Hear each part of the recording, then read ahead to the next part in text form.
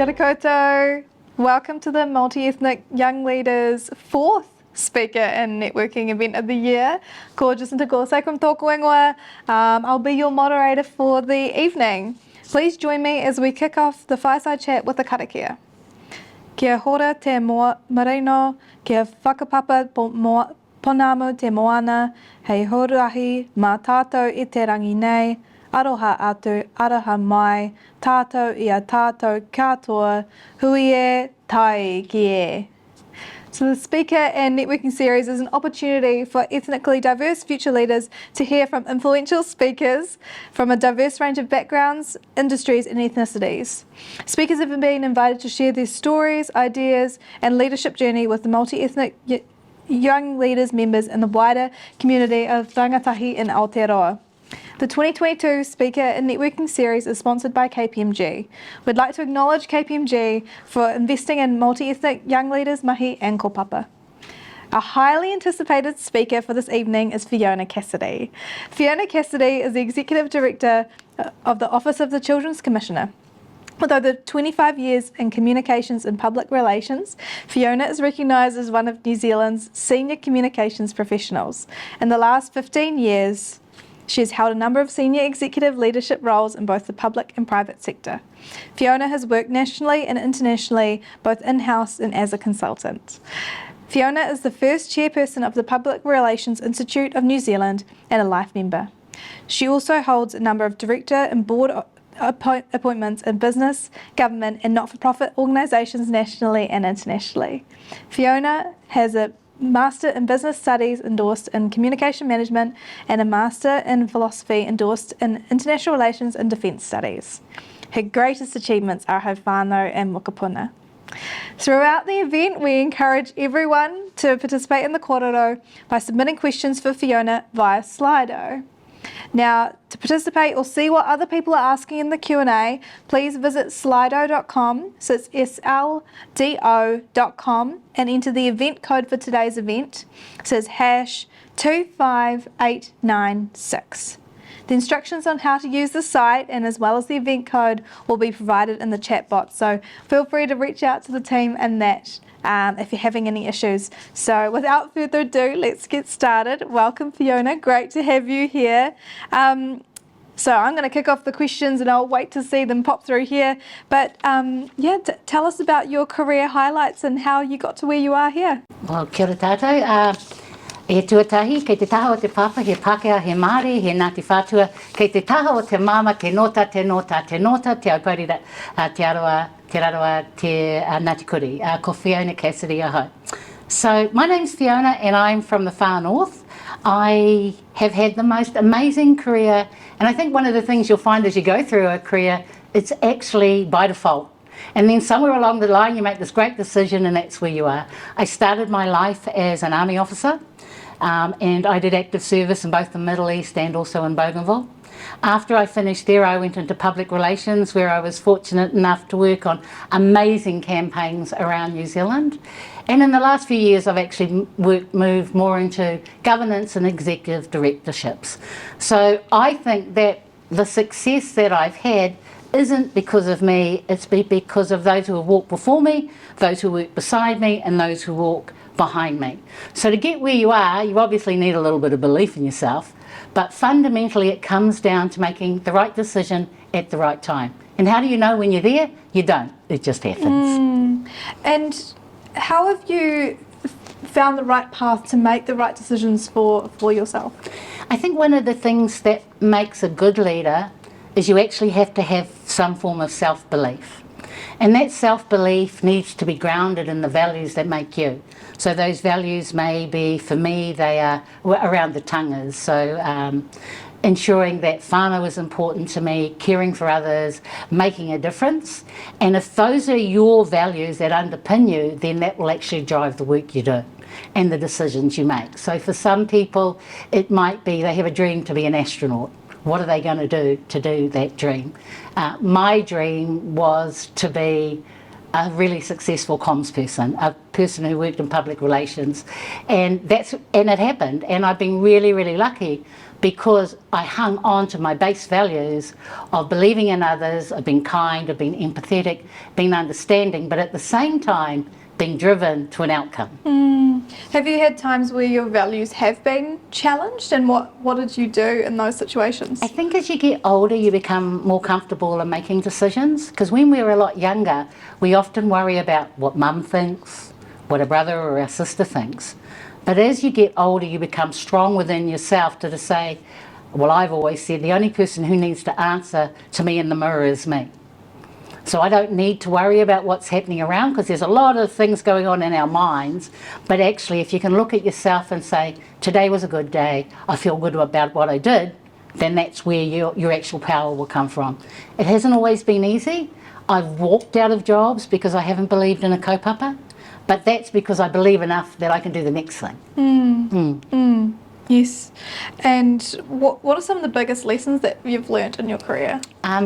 I think the lessons that you learn as you go through life is to be a good person, and that can be really, really hard, because if you're competitive, and most successful people are in leadership, that competitiveness can sometimes be misconstrued. Because here in New Zealand, you know, if you're a tall poppy and you do something, well, I don't get it.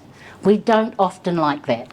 So I look around and we go, well, what is leadership? And leadership isn't an age thing. It's actually, will people follow you because they believe in you? It doesn't matter if you're 15 or if you're 60 or if you're 45. So to me, fundamentally, the lessons that I've learned along the way, and I've had a few years to learn those lessons, is be true to yourself, be true to your intent, make sure your whānau are part of that journey, because actually when you die, that doesn't care how hard you worked, right? You know, what have you left behind? And also make sure that you surround yourself with people that you want to have a good life with. Awesome. Lovely. We've got a question here. It's inspiring to see a wahine toa in leadership. What are some words of wisdom you'd want young wahine Māori to know on their leadership journey? Believe in yourself. The world's changed. If we look at my mother's generation, my mother is a first generation te reo speaker. I'm a second language learner. It takes 3 years to learn it.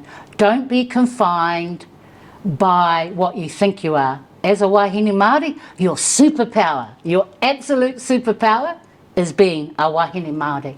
And don't be ever shy of where you fit, because you are always fit. And that's one thing that we in New Zealand should be super proud of, is that we are Māori, and by being Māori, we can be inclusive of all. Yeah, kia ora.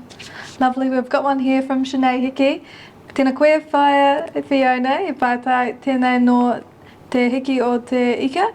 How do you or did you balance your time between your mahi and responsibilities with your whānau? I think we're of a different generation, so you know, I'm a baby boomer, totally in denial, but I'm a baby boomer. And for us, it was all around the long hours, right? It was around doing, quite frankly, for many years, 80-hour weeks and not having a balance.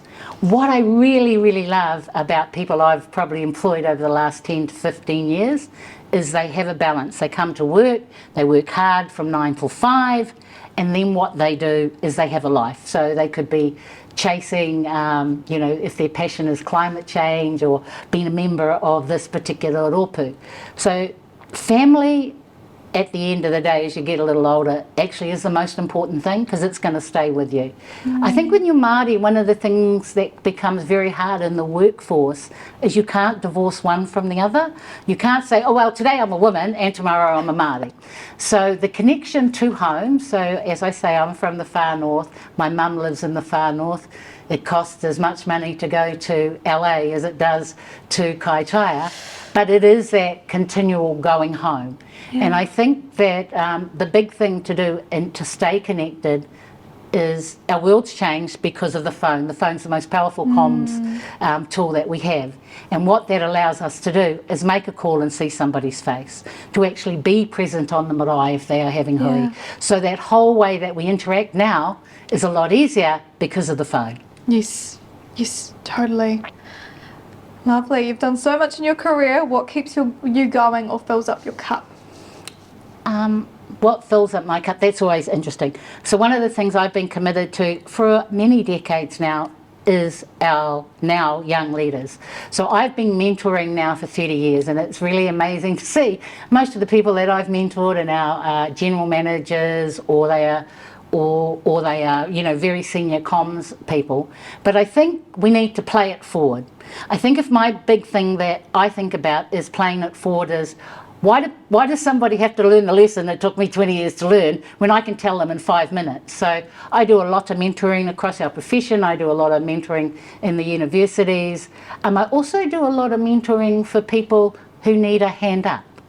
And I don't charge, because that's my playing it forward. So that's what keeps me really grounded. And the other thing, it also keeps me young, because, you know, I'm in denial. I'm almost 60, totally in denial. But I have friends who I would say are 2 generations younger than me and 1 generation younger than me, because we all connect through this belief of how can we help each other. So that's what keeps me going. I find with mentoring that there's help and there's wisdom that you're passing down, but have you had some wisdom that you've received from all mentors? the time. That's why I mentor, you see, so I can stay young. So if I was stuck in that, you're a baby boomer, and you know, my oldest moko is 20, there's no connection. So to be relevant in today's world, you actually need to be able to work and understand each of those generations, right? Whether that be millenniums, Generation X, we all think differently. If you're going to be somebody who continue to do what I do, and I love doing what I'm doing, if I can't connect with a 20-year-old, I'm useless, you know. And so you always learn as much as you hope they are learning from you. And it could be something as simple as new buzzwords, how to use a new app. So all of those things are really important in staying current, but also, as I say, bringing our past with us so we can give it to our future. Yeah. No, I love that. What are some positive ways that you've seen organisations work and meaningfully engage with te tiriti and tangata whenua? So I don't mean to be rude to a lot of our government agencies, but often here in Wellington, and we are in Wellington today, ladies and gentlemen, we do tend to focus on the big thing called the beehive. And that's not a good or a bad thing, it's just that often our policy decisions are made from a different framework. Where I see success in communities, and I think we see it every day, and we certainly saw it through COVID, is actually in communities. So the biggest difference is when community owns things. I'll give an example. I come from the far north. In the far north, during COVID, my mum, if you were over 65, you got a big yellow balloon. The iwi put a big yellow balloon, and that said somebody over 65 lives there. That said, you can't, if you have to go in there, you drop food at the porch so you don't see them. And then also what the iwi did is they did food packs. They weren't funded to do it, they were not getting funding, and also hone locked off the bottom to the top to look after our people in the far north. That was community driven. It wasn't done by additional funding initially. It was a community looking after a community.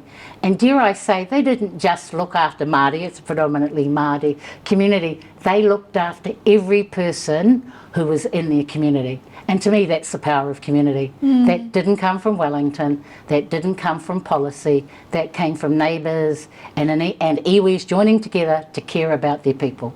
And there are many examples of that not just happened for Māori. There was also, my son-in-law is Tongan, that was happening for him with the Tongan community here in Wellington. There were kai packs going around. I mean, we didn't need it, but then we'd take it to another Tongan family. So that's, I think, when you can see the best of people, is when people's backs are up against the wall, and that's when communities will actually kick in. I very much agree, and I think a lot of people would really appreciate hearing that example as well.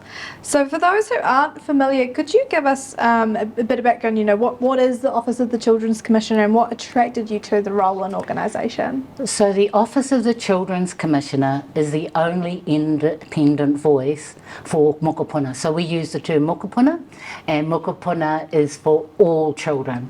And fundamentally, while there are many agencies who do a marvellous job, ours is the only office that actually advocates for them independently.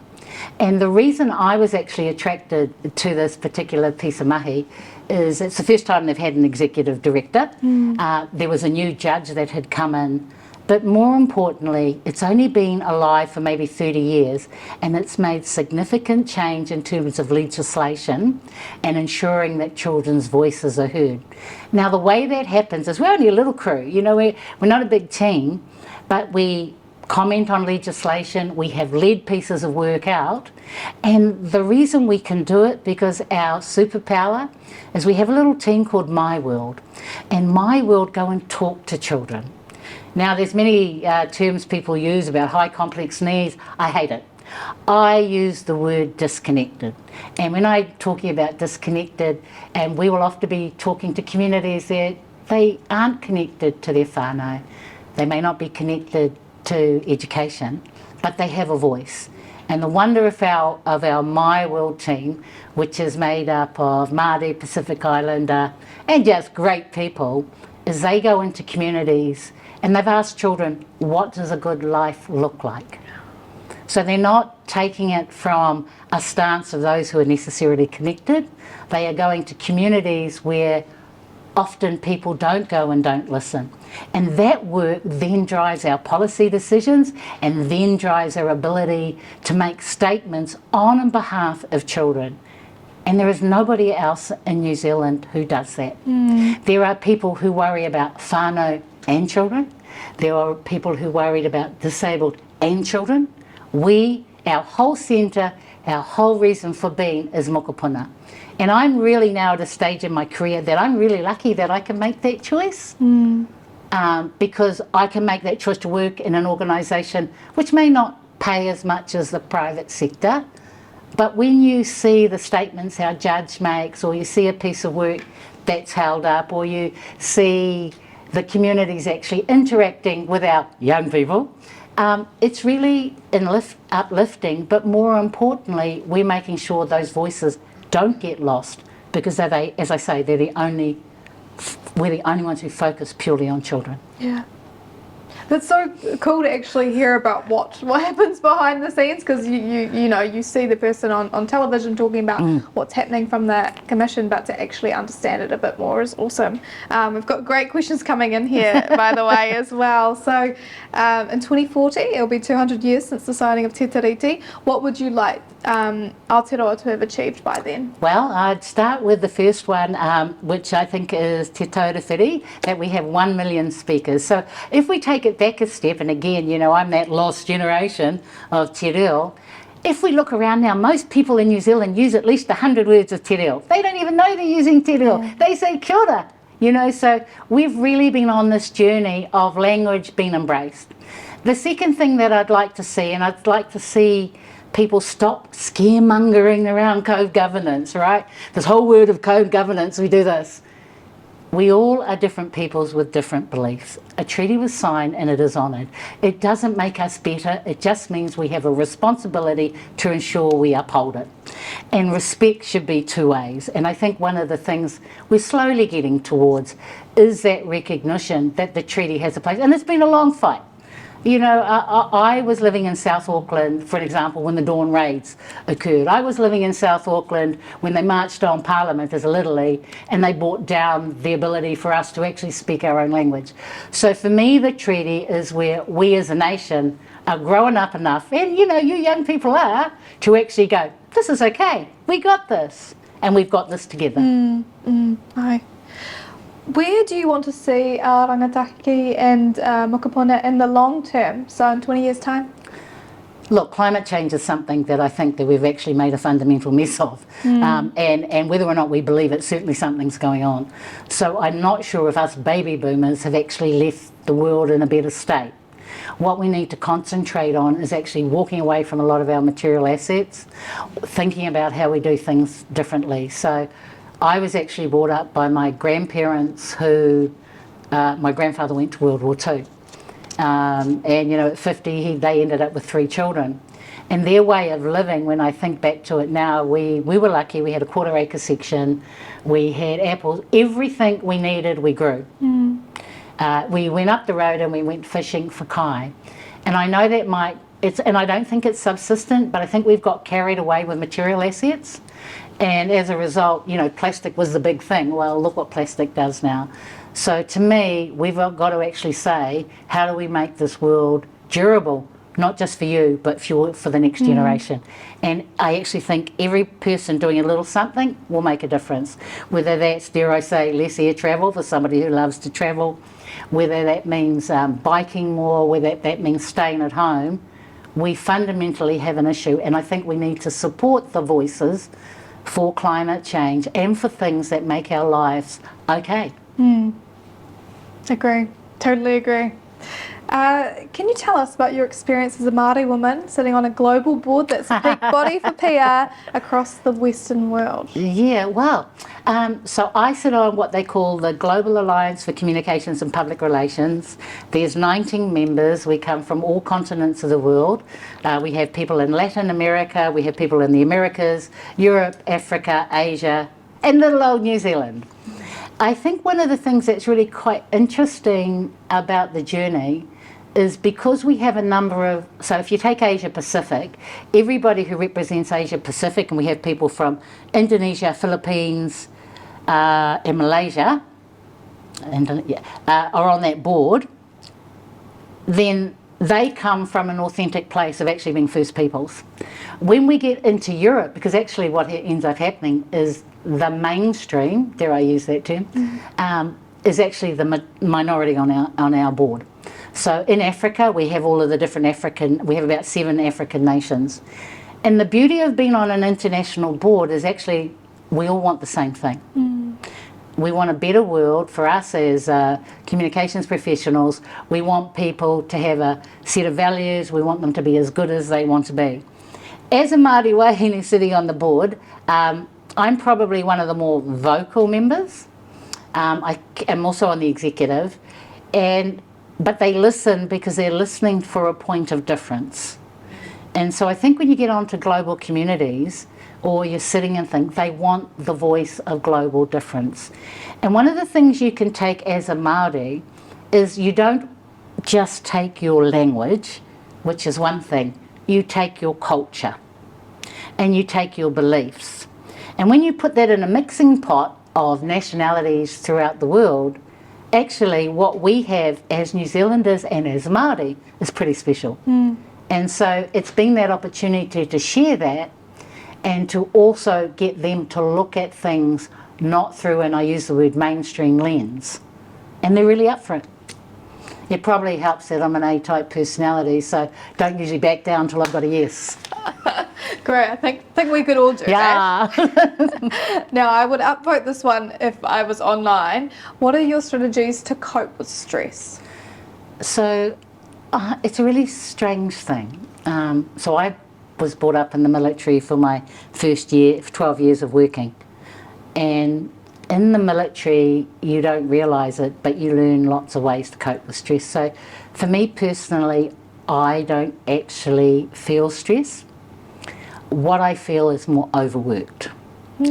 And I say that because to me, when you have been lucky enough to represent your country on peacekeeping missions, and you have seen countries torn apart by war, and even here in the Pacific with Bougainville, there was a lost generation to war.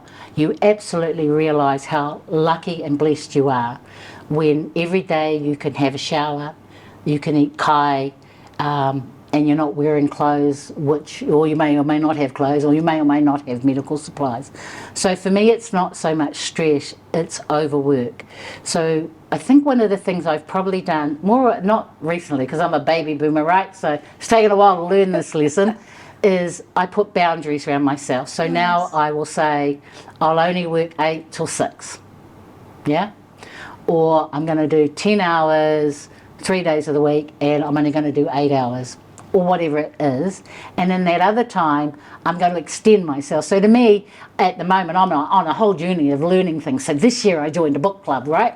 And I'm reading books I would never have read. I'm reading about science fiction. So I think it's the ability to determine what's important and for what you get paid for or what you're making money in, but also what do you do to extend yourself. So for many years I was an aerobics instructor, I was a personal trainer, I was a sports person. That's all gone.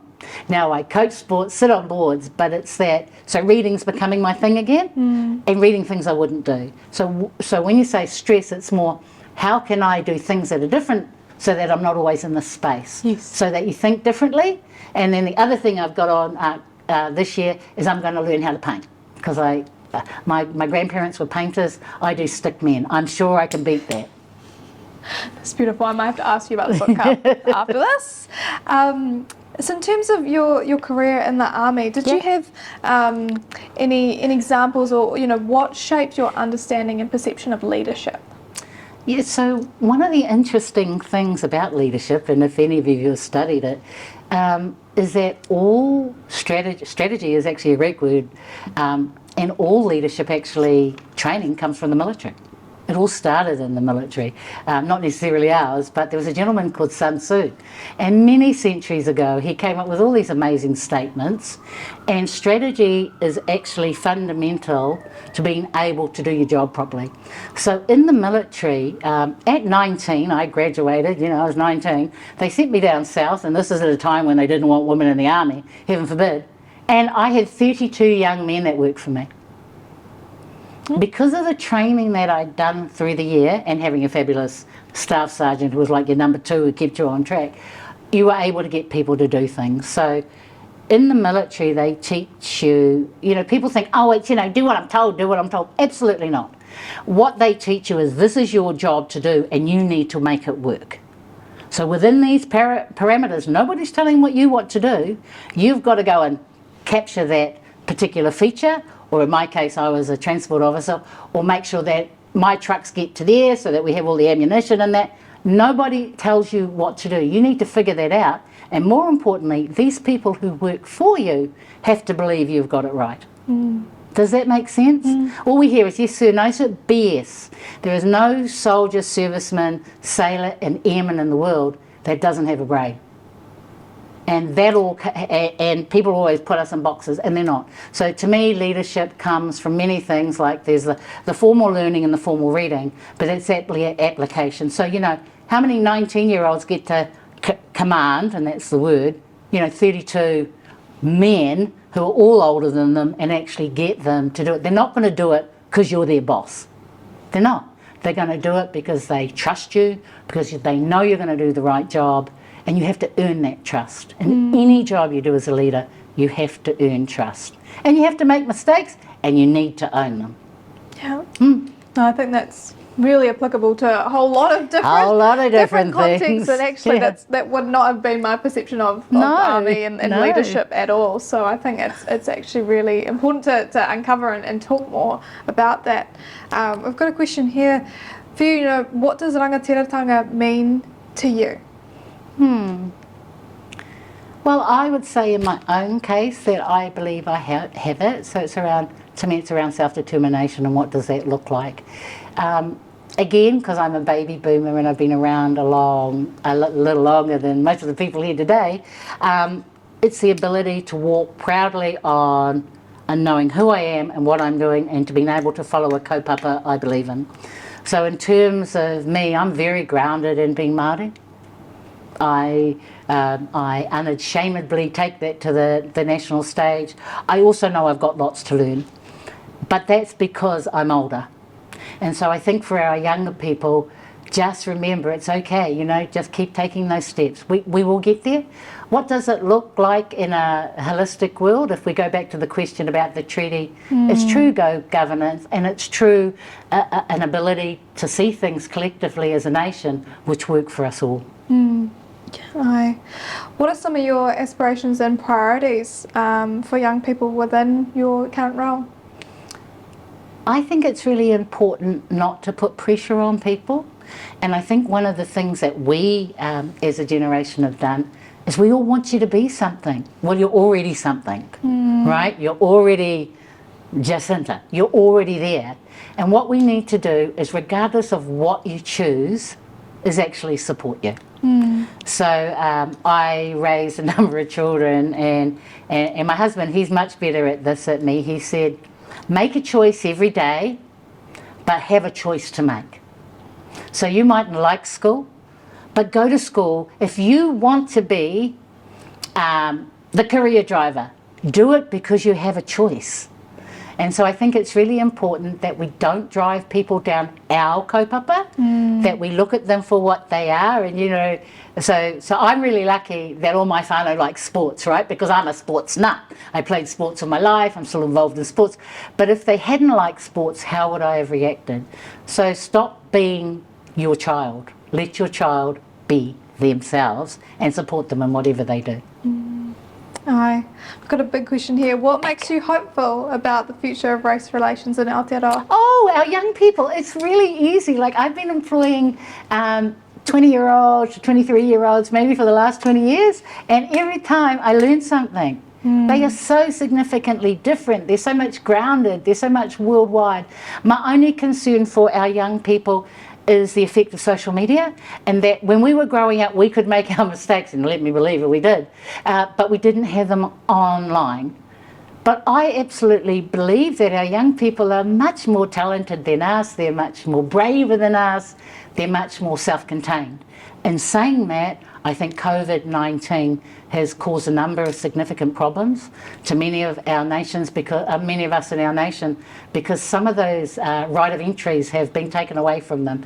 So if I think to my grandson who graduated last year from high school, he was lucky that they managed to have the ball, but the year before the kids didn't have it. So it's those rites of passages that, which have been, you know, for most children, most young rangatahi, they leave university, they make no money and they bugger off. They've been in a holding pattern for 3 years. And I think we as a nation need to be brave enough to say that there are issues that we need to deal with, and we've got to stop poo-pooing it and using crazy words like be resilient and do this and do that, and just say, actually, it's been really hard for them. And just say, how can we support them through that? And I know that we've been really blessed in my immediate family, which is kind of an extended family, that we haven't had any fallout, but that hasn't been the case with some of the children's friends. So we just need to be, but in terms of young people, oh, they're much smarter than us. I really like, in terms of that ask, that, you know, what can we do to support you, that shifts the power dynamic too, absolutely. right?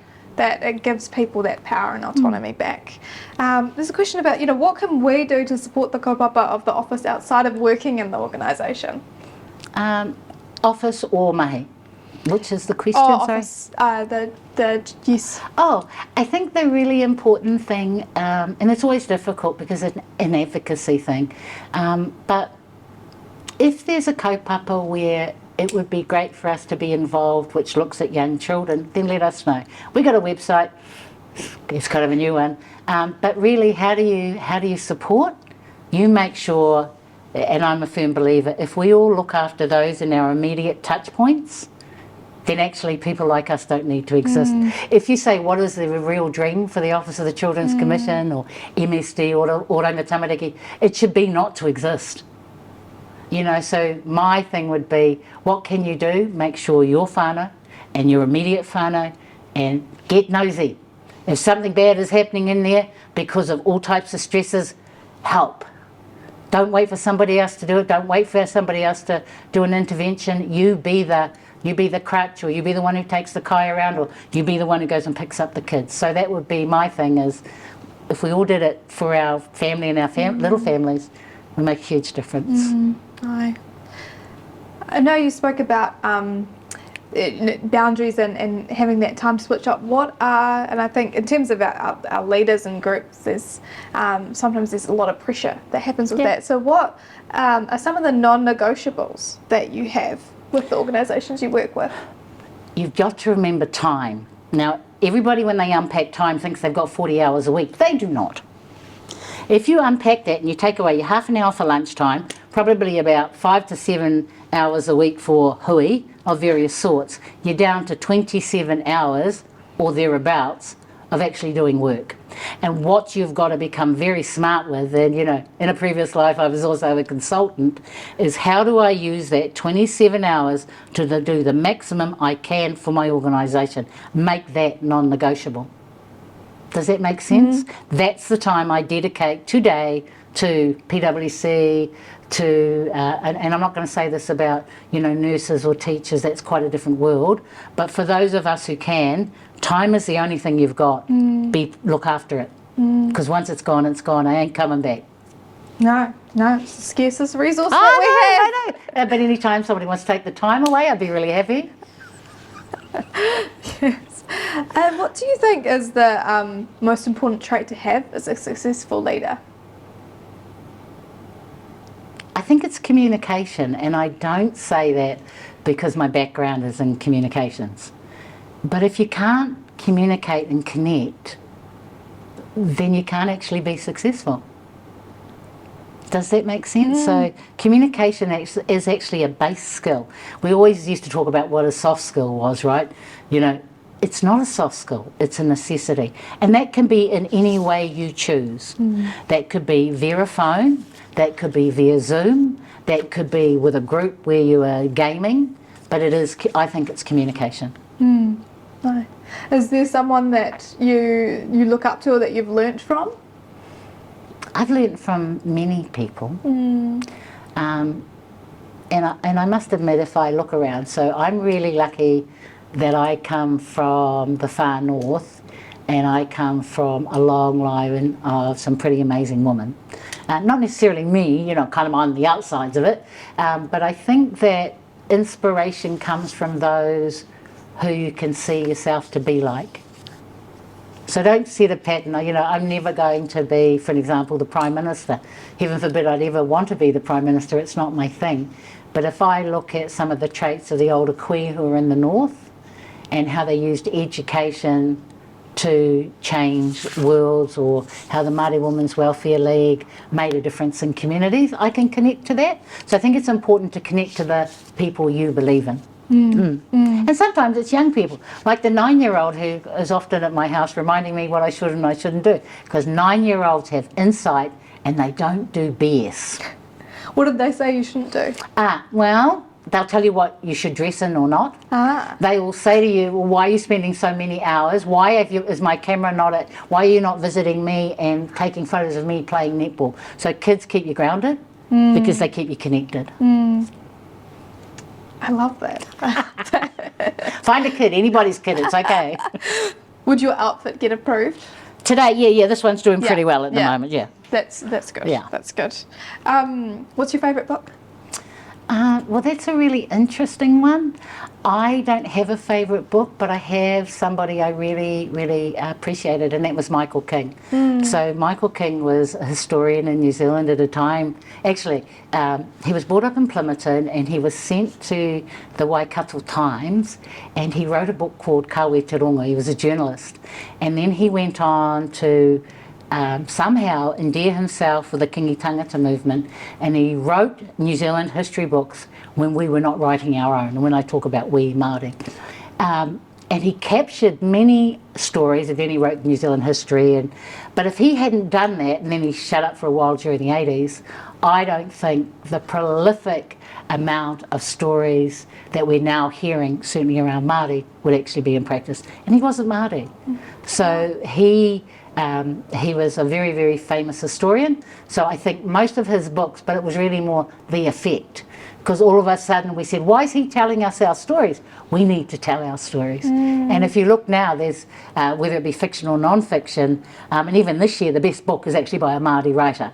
You know, that wouldn't have happened 30 years ago. So it's inspiring to see our artists telling our stories, because our stories, which were once oral, are now written and now can be shared. That's beautiful. Is there a whakatauki or a quote that you often come back to? No, because I think it depends where you are at any point in time. But I do believe, you know, we heard about the word kindness. I don't think kindness is what we should be. I think we need to be empathetic. And I think the other thing is we need to start being colourblind. So the one thing that upsets me around our country is that today we still continue to have the issue of racism, unconscious bias. We've got to be colourblind and just start accepting people for what they are. And that would be my future for another New Zealand. And Wellington's pretty good at it, right? Because you can walk down the road and you can see between here and Cuban Mall probably 15 to 20 nationalities all happily getting on. So why can't we do that? Lovely, and that's all the time that we've got for today. But what would your final takeaway message or wisdom be that you'd like to leave with our future leaders? So I think the big thing is, and I really believe in this, tomorrow will come. If it's a bad day, don't worry, it's happened, and look forward, just look forward. So I love that. Thank you so much for being an inspiring speaker and being part of our speaker networking series for 2022. We really appreciate the time you've taken to share your wisdom with us, and I think it's so important for the next generation of ethnically diverse leaders to hear from and be exposed to influential leaders from all sorts of diverse backgrounds. So thank you again to KPMG for sponsoring the 2022 speaker and networking series. And finally, a huge thank you to all our future young leaders watching from home. A massive shout out to everyone who contributed to the Slido Q&A. Whether you submitted a question or upvoted a question, really appreciate you contributing there. We couldn't cover all the questions submitted, but really appreciate everyone for their active participation. To formally conclude today's event, please join me as we close with karakia. Poio hi hari, poio rarama, poio o te whakaro, poio o te tangata, poio o te aroha, te po e here nei e a tātou, mauri ora, ki a tātou, haumie, huie, tae ki e. Thank you all for coming. Ka kite.